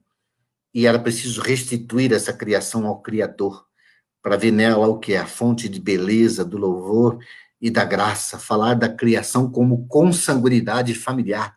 A criação deixa marcas em Francisco, porque tem um laço universal que autoriza a falar de todas as criaturas como irmãos e irmãs. Francisco devolveu tudo o que não precisava tomar posse. Por não possuir nada, ele não tem inveja, nem ambição, nem ganância. Ele era realmente uma metamorfose ambulante, né? Então, no corpo estigmatizado de Francisco, a consolação bela e prudente da serena irmã e companheira Clara de Assis. E vocês, aí nessa paróquia, vocês têm a presença maravilhosa das Clarissas. Clara entendeu que a cruz tinha que ser guardada e cuidada para sempre. e que Francisco era também aquele que falava a partir desta cruz, porque essa cruz falou com ele. Tudo isso faz parte do espelho de Clara. Francisco foi ao mundo levar o evangelho. Clara ficou no claustro para reviver o ventre de Maria. Alguma coisa tem que nascer como um parto dolorido para dar à luz a si mesmo e ao mundo e ao evangelho. O amor tem que ser concebido cada dia. E Francisco teve que sofrer pela liberdade de Clara, mas os dois foram muito felizes na liberdade do amor. A natureza do amor foi reconstruída como um verdadeiro claustro. Em Clara, a vida do mosteiro é matriz na qual cada dia a palavra de Deus vem ao mundo. Clara não é apenas uma seguidora de Francisco, ela beija o sangue dos estigmas que ele conquistou e bebe na mesma fonte. Diz a grande mística Ângela de Foligno, na plenitude de Deus eu colho o mundo inteiro. Além de tudo, além dos mares, dos abismos, dos oceanos, de cada coisa, é em tudo e em tudo. Não percebo outra coisa que não seja a potência divina, de um modo inenarrável. Então, no ápice da admiração, a minha alma exclama: esta natureza de amor é grávida de Deus. Então, no corpo externo e estigmatizado de Francisco, né, e na grande vivência junto com Clara, de uma grande consagração pelo Evangelho, pela contemplação, pela oração e pela ação, há um esponsal com o corpo interno e externo, uma vida interior marcada pelo amor ao crucificado. Então, é uma prova evidente que ele que tocou o amor, sabe que tudo agora pode ser tocado com uma grande obra. Ele foi tocado pelo amor, pelo próprio Deus. Né? Não é uma dor corporal que ele sentiu naquele momento, embora sentiu muita dor, mas são os sentidos da vida que passam pelo crivo da entrega mais radical por amor. Francisco não somatizou a dor pela dor, mas deixou que o amor marcasse o seu corpo. Então, pelos estigmas, agora, Francisco e o amor tornam-se um.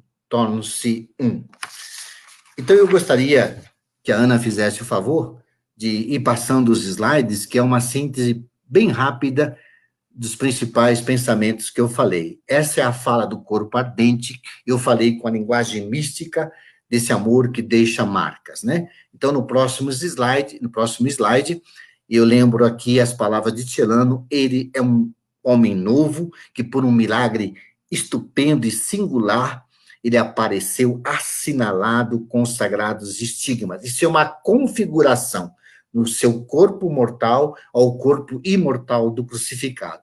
O próximo slide vai lembrar para nós que o amor deixa marcas, e amar tem a sua glória e cruz, tem a sua dor e flor. Nós estamos agora já no prenúncio da primavera, né? Estamos vivendo uma primavera incrível, diferente, uma primavera que vai ser extremamente florida, mas marcada com a dor da pandemia. A vida é assim, ela tem essas contrariedades. O próximo slide vai lembrar para nós que as marcas deixadas pelo amor não são sofrimento pelo sofrimento. Sofrimento pelo sofrimento seria masoquismo, mas um sofrimento pleno de sentido é reconhecimento. Deus foi capaz de sofrer por amor, nós também somos. O próximo slide lembra para nós que ser uma nova criatura não é revestir-se de si mesmo, mas revestir-se do amor maior que é o Senhor Jesus. Fazer a investidura do que se ama. Francisco se investiu da paixão do Senhor. Adiante, Ana.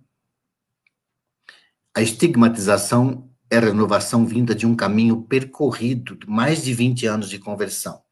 Não é algo imaginário, mas é real, quando se percebe uma extraordinária transformação. Indo adiante, ele não se identifica mais com as funções que o pai e a sociedade queriam para ele, mas com a sua nova função, levar ao mundo o jeito sempre novo da boa nova, nascida no presépio e complementada na cruz. Esse é o caminho total de mudança radical. Indo adiante, os estigmas de Francisco são sinais concretos e não imaginação. Ele é o primeiro estigmatizado da história, o primeiro cristão estigmatizado da história. Adiante, os estigmas de Francisco são descobertos e decifrados depois da sua morte. Ele realmente escondeu, sabe? Escondeu como um segredo. Segredo não é que a gente conta ou não conta, segredo a gente só mostra para a pessoa certa.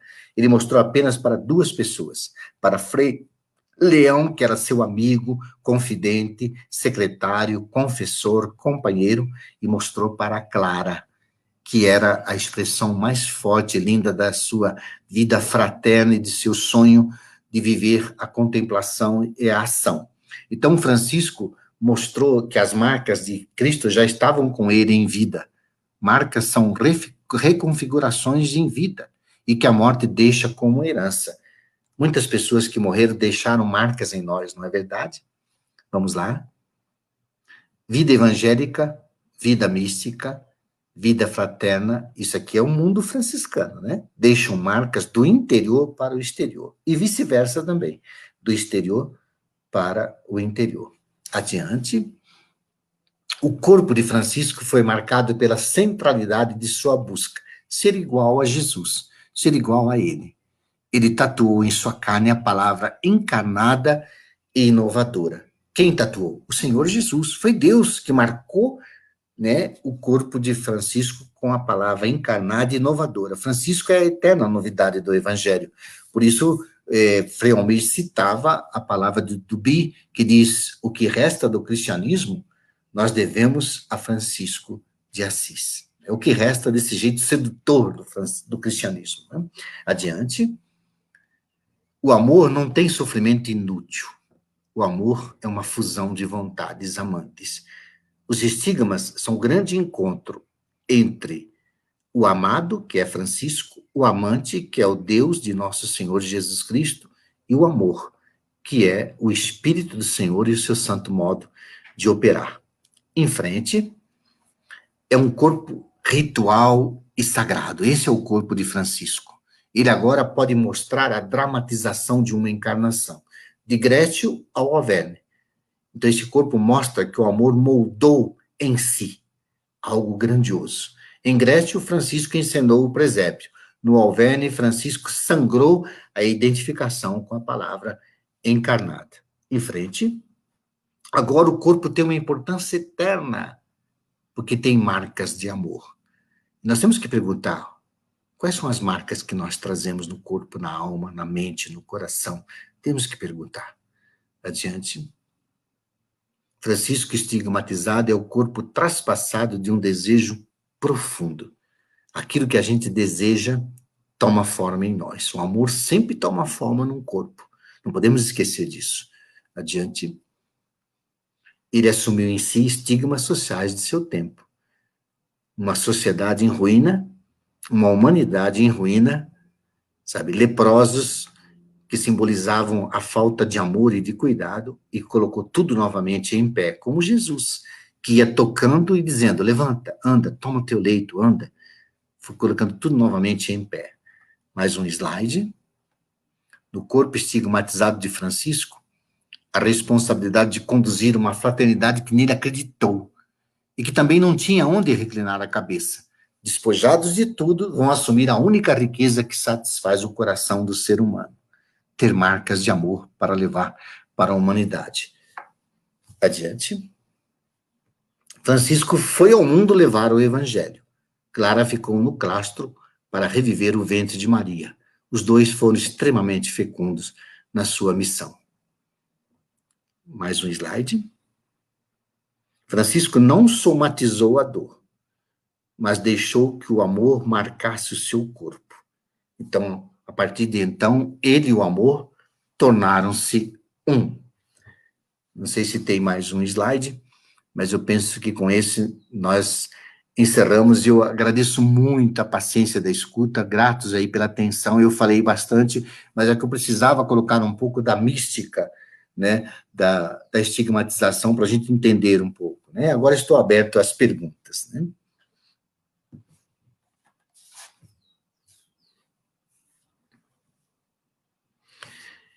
Olha, A minoridade é a renúncia do poder. Como é que a gente se faz menores como Francisco? É a pergunta que está sendo colocada nesse momento.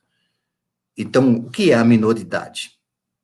Renunciar o poder de quem pode, o poder de quem sabe, o poder de quem tem, sabe? Mas transformar a nossa vontade numa vontade amante de entrega, de serviço, sabe? Ser menor como Francisco é ter esse jeitinho de Jesus. E o jeitinho de Jesus sempre foi estar muito perto, sabe? A minoridade traz tudo para perto, se aproxima, né, das necessidades, dos desejos do mundo e, sobretudo, das dores do mundo. Isso é ser menor, é a renúncia do status, é a renúncia de todo o poder para ser simples, humilde, pobre, vibrante, amoroso. Mais uma pergunta?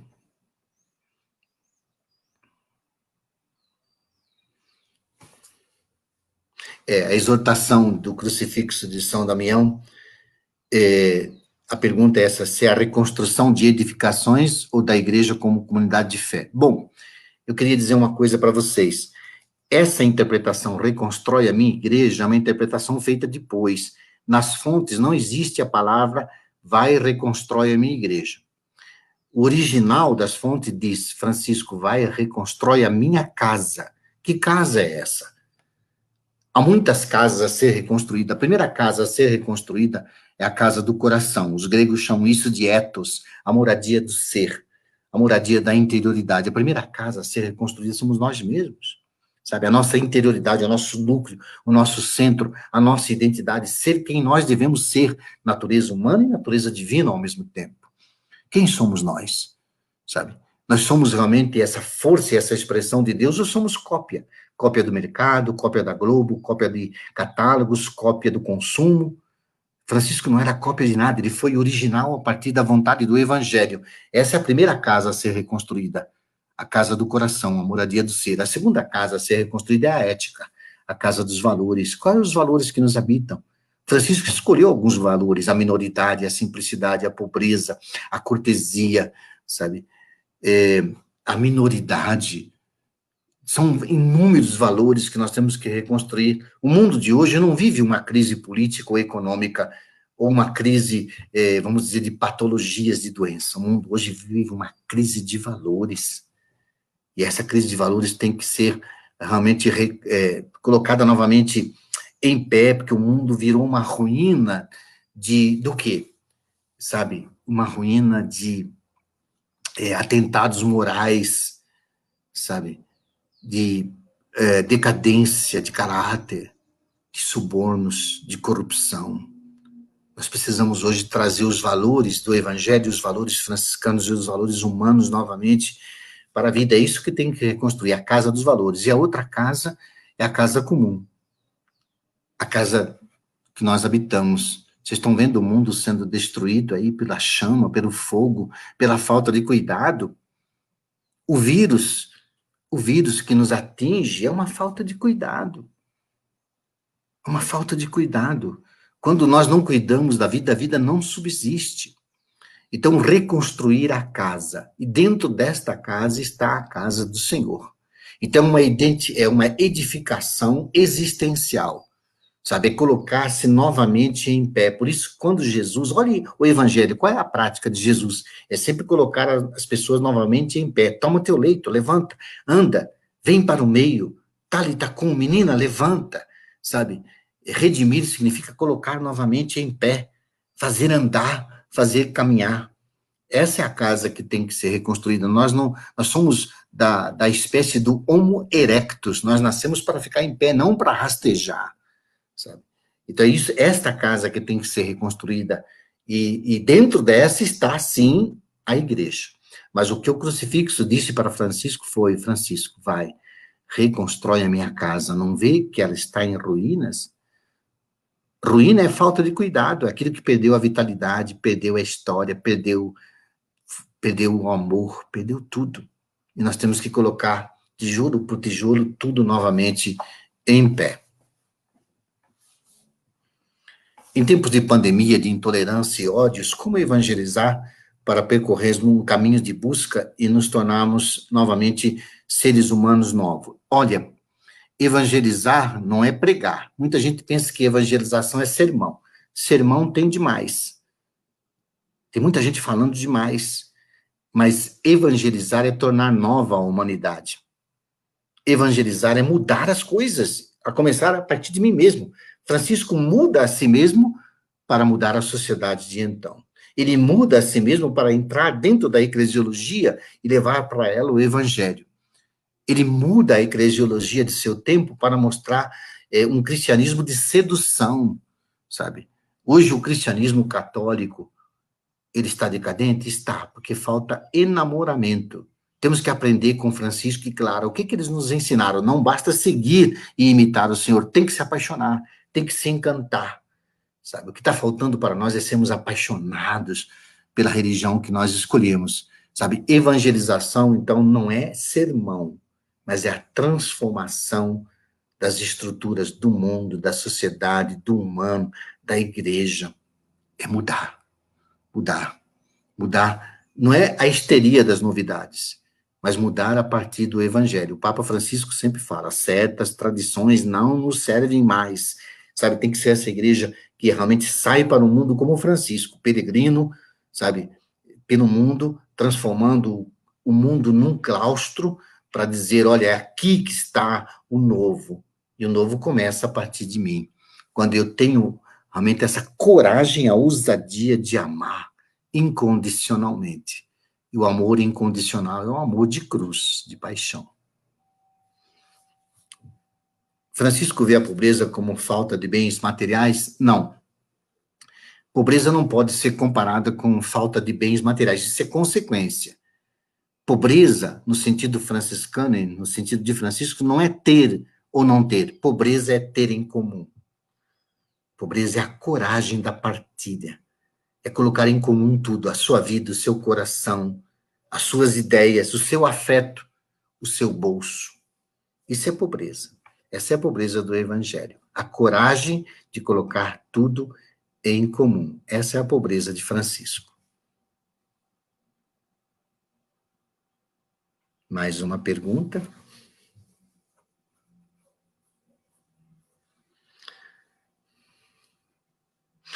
Sim.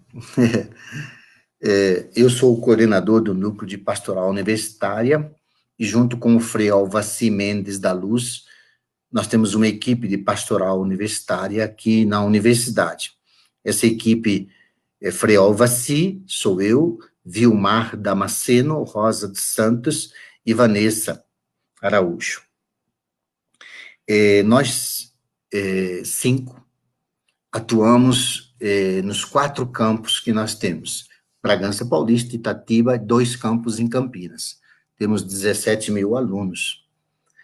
A nossa pastoral universitária não é apenas uma dimensão devocional, mas é cada dia nós lembrarmos a grande missão da universidade, educar para a paz e o bem. Educar para a paz e o bem.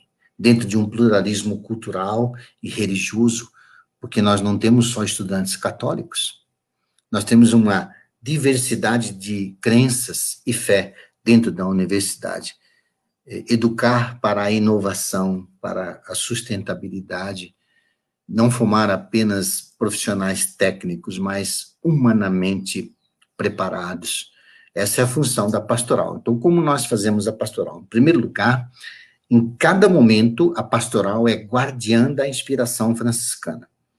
Então, nós vamos em todas as salas de aula, em todas as reuniões, desde o conselho universitário, desde o conselho acadêmico, conselho de extensão e pesquisa, reunião com coordenadores de curso, formação do corpo técnico, encontro com estudantes, retiro universitário, missas semanais em todos os campos, favorecendo que os grupos se reúnam, grupos de oração a partir da renovação carismática, porque tem muitos jovens que vieram da RCC, grupos de oração evangélica, grupos de estudo espírita.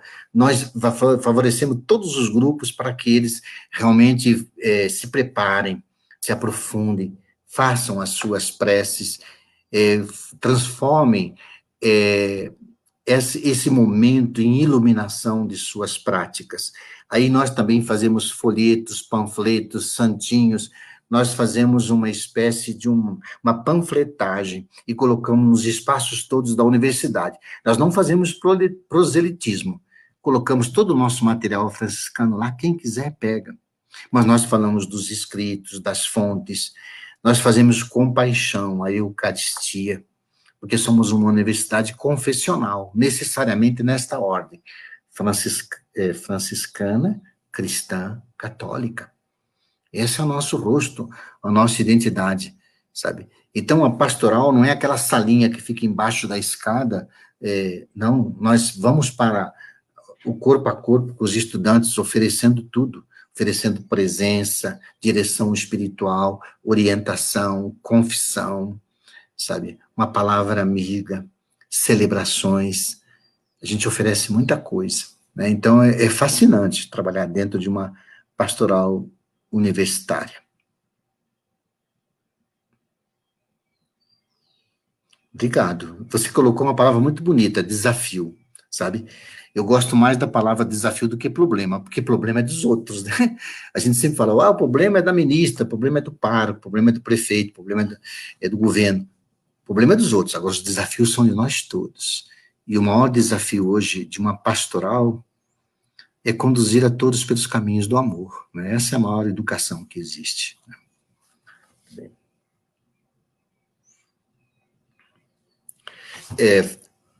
Gilmar, você fala que Francisco é a personificação de Cristo, é verdade. O cristianismo, para Francisco, é a religião da encarnação. A partir do momento que o cristianismo é entendido como a religião da encarnação, nós só podemos conhecer coisas encarnadas.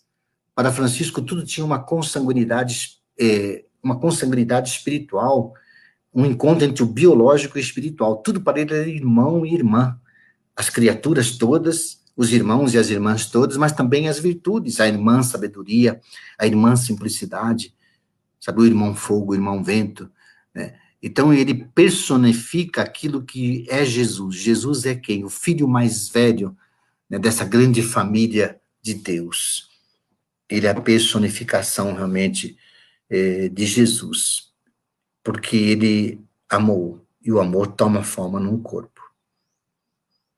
Obrigado, Elza. Bênção é transmissão de força e de energia, né? Realmente, a espiritualidade, a mística franciscana, a vivência franciscana é uma bênção sobre o mundo e para o mundo e no mundo, né?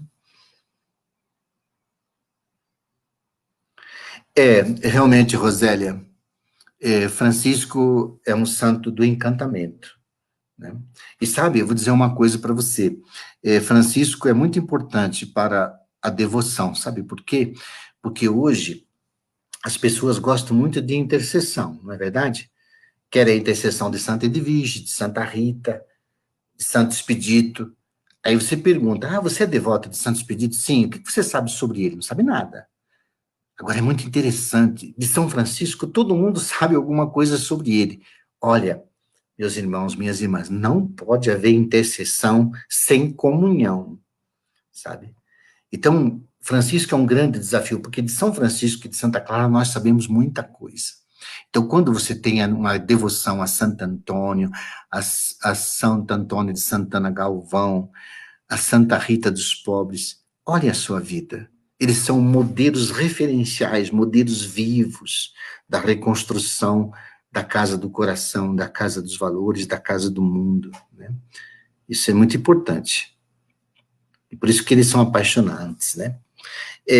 A Jânia pergunta o que é preciso fazer diante do que estamos vivendo e ouvindo para que as pessoas compreendam e coloquem Jesus como centro da vida, como fez São Francisco. Olha,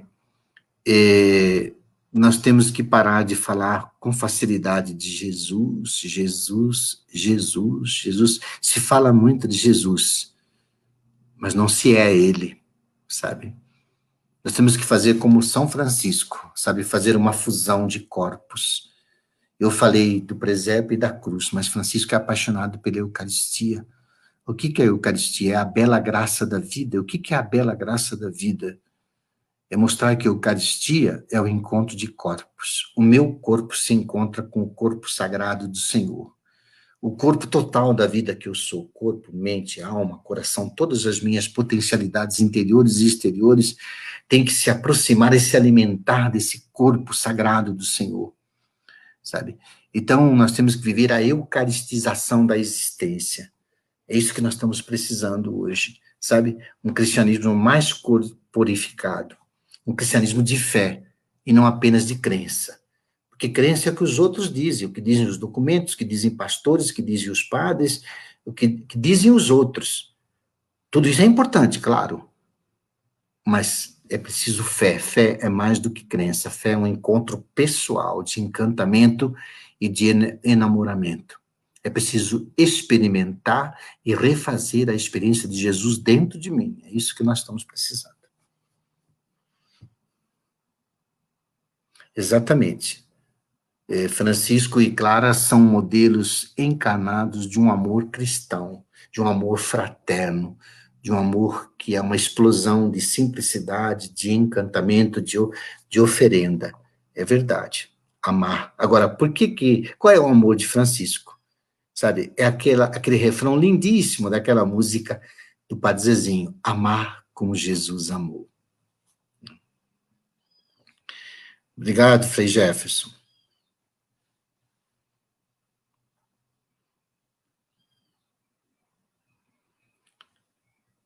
Muito bem, gente. Se não tem mais perguntas, nós vamos encerrar esse momento. A palavra está com vocês. Olha, gratidão, viu? Gratidão, muita gratidão por estar aqui com vocês nessa tarde. Muito obrigado mesmo pelo convite, todo o contato que a Ana Márcia fez comigo. Muito obrigado. E um abraço para toda a paróquia, para todos vocês. Muito obrigado mesmo. Eu que agradeço. Vocês também deixaram marcas em mim.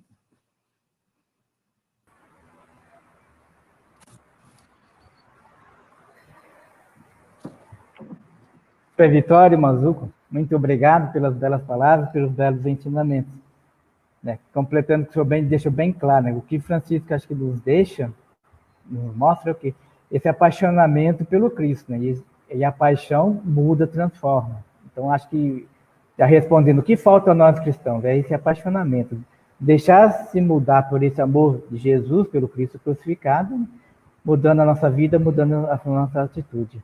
Muitíssimo obrigado, mais uma vez estar conosco. Esperamos que mais para frente possamos ter mais formações. É uma paróquia nova, franciscana, então a gente está possibilitando essas formações franciscanas e futuramente, quem sabe, pegar as temáticas principais da nossa vida e dialogar parte por parte, humildade, pobreza, a simplicidade e a fraternidade. Aí vamos contar com a sua ajuda. E querendo... Isso. A gente em contato. Querendo... Ok. Estou à disposição de vocês, viu? Quando precisar. Ok. Então, vamos pedir que Deus ilumine a nossa vida, ilumine todo o nosso ser, que aí toca com esse amor com que ele tocou em Francisco, que possamos também abrir o nosso coração para sentir de fato esse amor e irradiar esse amor que Francisco sentiu no mundo, pedindo e rezando a oração que o filho dele nos ensinou. Pai nosso, que estais no céu, santificado seja o vosso nome, venha a nós o vosso reino, seja feita a vossa vontade, assim na terra como no céu. O pão nosso de cada dia nos dai hoje. Perdoai as nossas ofensas, assim como nós perdoamos a quem nos tem ofendido, e não nos deixeis cair em tentação, mas livrai-nos do mal. Ave Maria, cheia de graça, o Senhor é convosco. Bendita sois vós entre as mulheres, e bendito é o fruto do vosso ventre, Jesus. Santa Maria, Mãe de Deus, rogai por nós, pecadores, agora e na hora de nossa morte. Amém. Oremos. Ó Deus, para inflamar os nossos corações no fogo do vosso amor, renovastes de modo admirável os sinais da paixão de vosso Filho na carne do bem-aventurado Pai Francisco. Concedei que, por sua intercessão, configurados à morte do mesmo Filho, participemos igualmente de sua ressurreição. Por nosso Senhor Jesus Cristo, vosso Filho, na unidade do Espírito Santo. Amém. Frei Vitório, espere mais um pouquinho para a gente conversar depois da bênção final, tá bom? O Senhor esteja convosco. Por intercessão de São Francisco, abençoe-vos o Deus Todo-Poderoso e Misericordioso, Ele que é Pai, Filho e Espírito Santo. Amém. Muito obrigado. Senhor, fazei de mim um instrumento de vossa paz.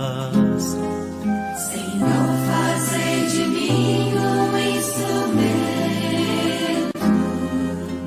de vossa paz. Senhor, fazei de mim um instrumento de vossa paz.